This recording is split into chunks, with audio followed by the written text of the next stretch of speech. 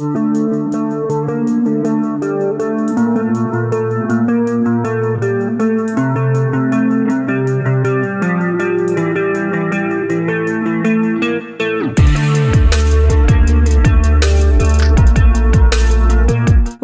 zoom sur une jeune artiste en devenir. Léonie Chaps est étudiante en dernière année à l'EPAS. Depuis 10 ans, l'école professionnelle des arts de la scène de Mâcon forme les artistes pluridisciplinaires de demain, aussi bien sur les planches, en chant, en danse et en théâtre, que devant les médias. Pour cette jeune artiste, la scène est bien plus qu'un lieu de représentation. Son travail artistique mêle engagement et collectif, avec une volonté affirmée de faire de l'art un espace de conscience et de partage. Elle est avec nous pour en parler. Bonjour Léonie. Bonjour. Léonie, vous avez fait 12 ans de danse classique. Est-ce que vous pouvez nous expliquer en quoi cette relation exigeante au corps et à la discipline a façonné votre manière d'être artiste aujourd'hui ?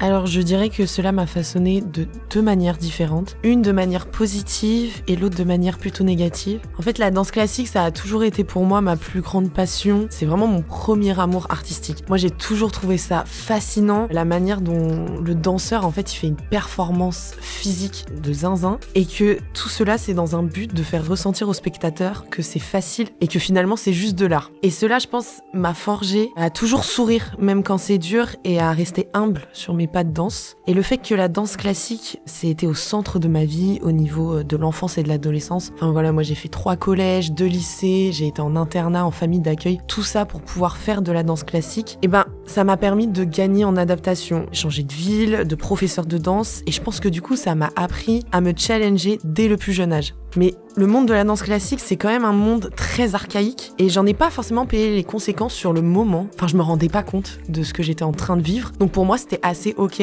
Et en fait, c'est quelques années plus tard où j'ai vraiment vu les effets négatifs et surtout, c'est 2-3 ans après avoir arrêté la danse classique où je me suis rendu compte que c'était pas normal ce que j'avais vécu.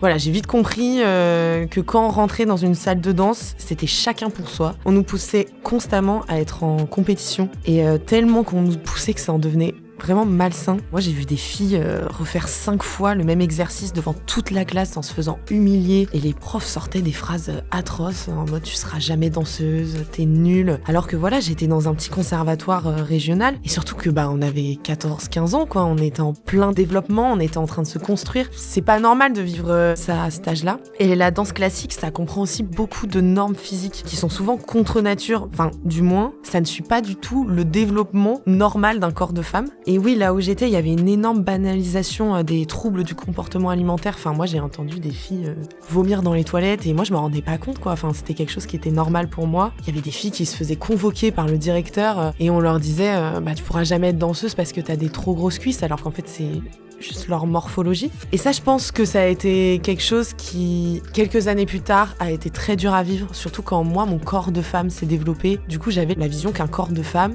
mon idéal d'un corps de femme, c'est une danseuse classique. Sauf que c'est pas le corps d'une femme, entre guillemets, qui se développe normalement. Je sais qu'aujourd'hui, j'ai un rapport compliqué avec mon corps et que je me bats tous les jours pour enlever ça, et je sais que le rapport que moi j'ai par rapport à mon corps, au niveau des danseuses, il y en a beaucoup, c'est le même cas que moi. Et je pense que aujourd'hui, tout cela, ça m'a amené à vouloir faire changer les choses. Je me suis rendu compte que moi aussi, je voulais être dans la transmission plus tard dans ma carrière et devenir professeur. Et je veux vraiment pas faire subir à mes élèves ce que moi j'ai subi. C'est vraiment quelque chose qui est très important pour moi. Et on comprend, par conséquent, pourquoi, pour vous, la scène, c'est avant tout un espace collectif de partage, d'émotions vécues ensemble. Ça va un peu à l'encontre de tout ce que vous venez de nous expliquer. Est-ce que vous pouvez nous expliquer ce que représente cette dimension collective de la scène pour vous ?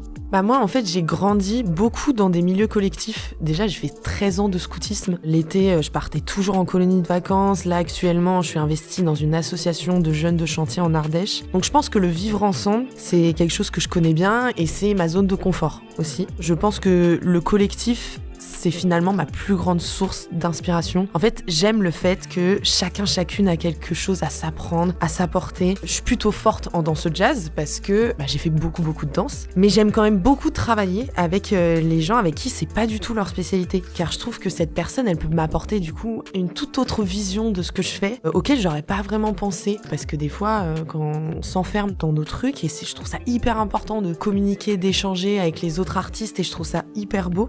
Moi, je pense que je suis une personne qui aime les rencontres, les liens qu'on peut se créer justement grâce à l'art. Et sur scène, je trouve que c'est tellement puissant et gratifiant de faire tout cela ensemble. C'est vraiment cette énergie qui me fait vibrer et qui m'anime. Et je pense que c'est ça, en fait, qui me donne envie de me lever le matin. C'est de voir les gens, et même à l'école, toutes les rencontres que j'ai faites, c'est quelque chose de hyper précieux pour moi, et je suis hyper reconnaissante de chaque rencontre que je fais dans le monde de l'art, même dans ma vie, mais globalement dans le monde de l'art. Léonie, vous percevez l'art comme un moyen d'expression et de revendication, notamment en ce qui concerne les droits des femmes ou la justice sociale. Quelle est votre stratégie pour transformer ces engagements en matière artistique, et ce, sans tomber dans un discours militant ou moralisateur ? Pour être 100% honnête, ça me dérangerait pas forcément que mon discours il soit perçu comme militant ou moralisateur. Parce que pour moi, si quelqu'un le perçoit comme cela, j'ai déjà fait la moitié du job. Parce que même si c'est une critique, la personne elle s'est quand même questionnée pour se faire cet avis-là. Et je pense que j'assume le fait que je suis une militante dans ma vie de tous les jours, et que du coup ce côté revendicateur se ressent beaucoup dans mes spectacles.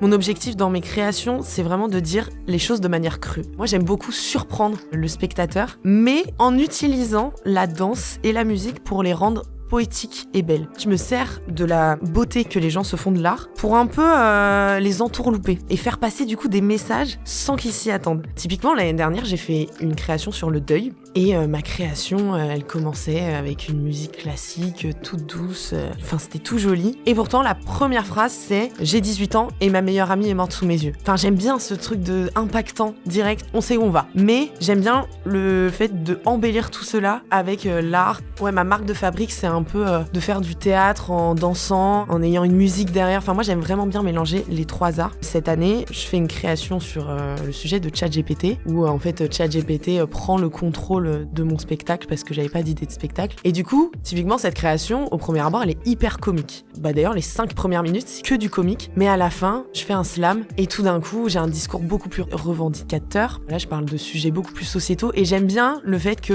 les gens vont penser que c'est un spectacle comique, et en fait, non. Il y a toute une histoire derrière où je peux mettre mes revendications.